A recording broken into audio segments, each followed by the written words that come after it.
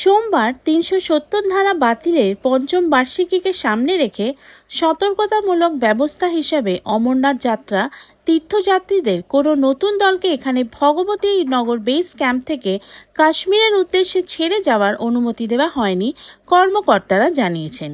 এই বছর এই পর্যন্ত ৪ লক্ষেরও বেশি তীর্থযাত্রী ৩,৮৮০ মিটার উঁচু গুহা মন্দিরে প্রণাম করেছেন। এদিনের জন্য যাত্রা বন্ধ রাখা হয়েছে। আজকে জম্মু থেকে কাশ্মীরে কোনো নতুন ব্যাচের অনুমতি দেওয়া হয়নি, একজন অফিসার পিটিআইকে জানিয়েছেন।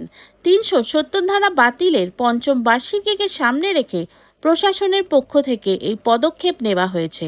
শহরের নিরাপত্তা জোরদার করা হয়েছে, কর্মকর্তারা জানিয়েছেন।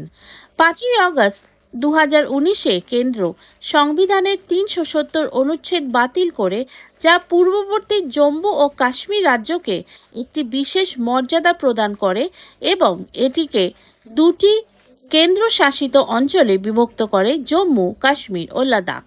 অমরনাথ যাত্রা ২৯ জুন শুরু হয়েছিল এবং ১৯ আগস্ট শেষ হবে।